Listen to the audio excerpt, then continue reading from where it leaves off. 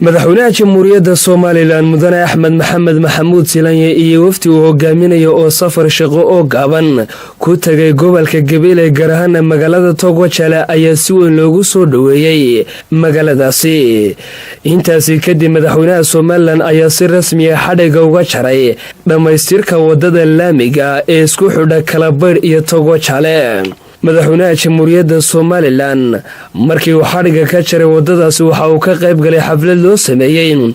jidkaasi ballaaran ee xukuumadda Soomaaliland ay hirgelisay, waxaana munaasabadaasi ka hadlay maamulka heer gobol iyo mid degmo, xildhibaano, salaadiin, waxgarad, maareeyaha wadooyinka iyo weliba mas'uuliyiin kale kuwaasoo dhammaantood si isku mid ah u tilmaamay waxqabadka aan indhaha laga qarsan karin ee dowladda Soomaaliland ee maanta jirta ay qabatay iyo horumarka wadooyinku ay ku tallaabsadeen. wasiirada wasaaradaha maaliyadda, warshadaha, arrimaha gudaha oo iyaguna madashaasi ka hadlay ayaa sharaxay siday xukuumadda uu horseedka ka yahay madaxweyne Axmed Silanye ay uga go'an tahay horumarinta shacabka Soomaaliland iyo weliba waxqabadka la taaban karo ee muddadii 3 sano ahayd ay qabatay. wasiirka wasaaradda madaxtooyada ee jamhuuriyadda Soomaaliland mudane Xirsi Cali Xaaji Xasan oo hay'adda wadooyinku wasaaraddiisa ay hoos timaado ayaa sheegay inuu aad ugu faraxsan yahay dhamaystirka wadadaasi.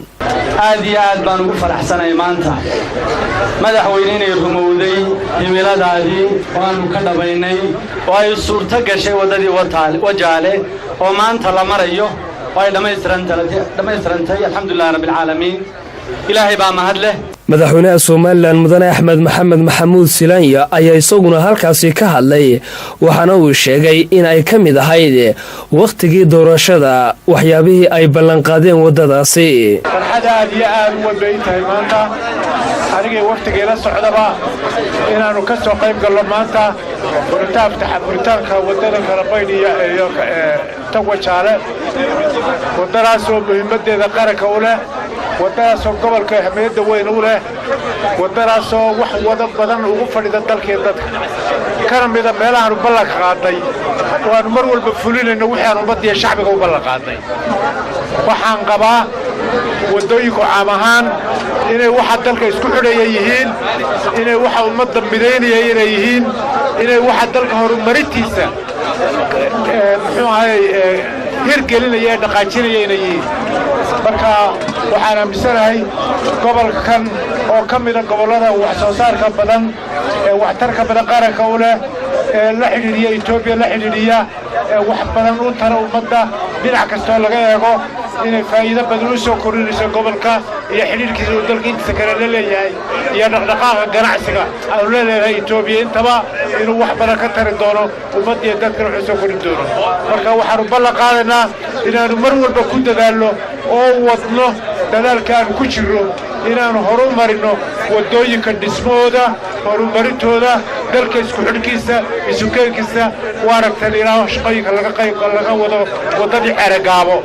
ee ummadda oo dhan ka wada qayb gashay ee shacbiga oo dhan ka wada qayb galay. waxay noo ballanaa inaynu taasi noqoto dariiqaynu ku soconno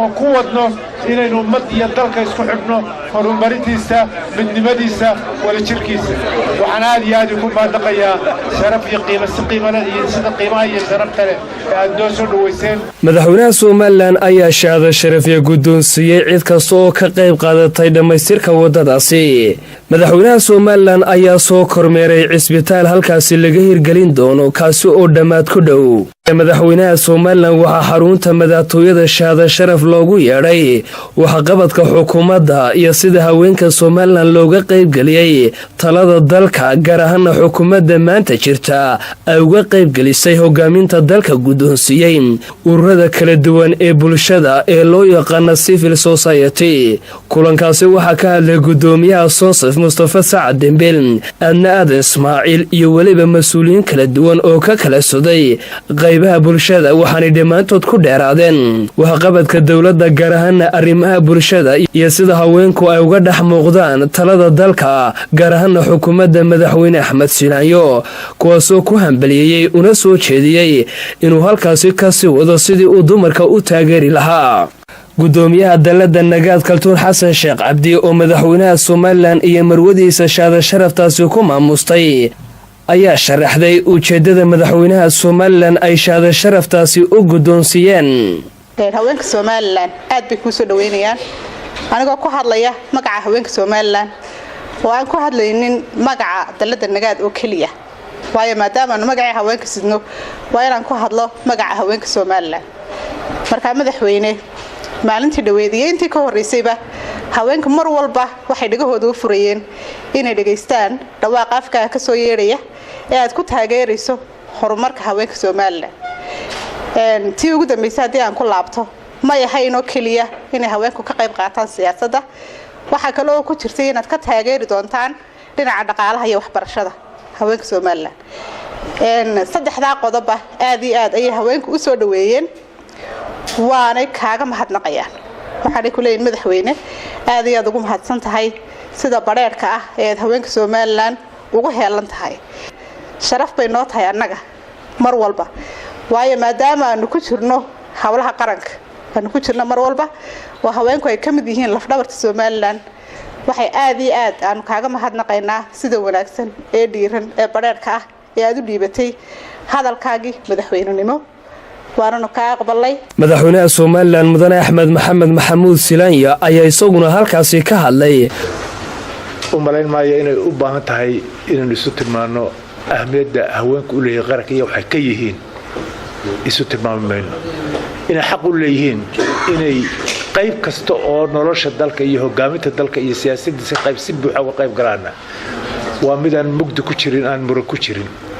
haddii dhaqankeenu la yimid siyaasaddeenu la yimid marka siyaasadda isu taagiyo in la yiraahdo reer hebeloo ay nin iska soo saaraan reerku marka cid baarlamaanka loo dooran wax loo dooranayo waa iska de wax uu kulli u soo jiray dhaqankeenu ku soo jiray laakiin dadku horu maraya bulshada horu socota ummaddu hore u kacsaado wax iska bedelaan maanta dumarkeenu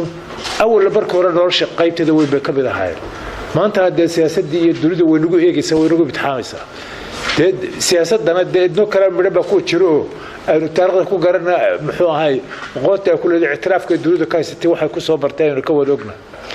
dumar badan oo wax ku oora oo wax tari karaya oo rag ka aqoon badan oo ka tacliin badan oo ka aqoon badan oo ka experience badan baa jira marka maanta waxay la tahay muran kuma jiro mugdinay naga geli maayo ahmiyadda ay dumarku siyaasadda u leeyahay marka in koota la siiyo iyo in wax loo qabto in hore loo mariyo in xaqooda la mariyo intaba waa waajib madaxweyne kasta iyo dawlad kasta iyo kulligeena wada saaran weeye marka insha Allah taala hawshaas hawlan ka wada hawlgallo oo ka wada shaqeynaa ay noqon doontaa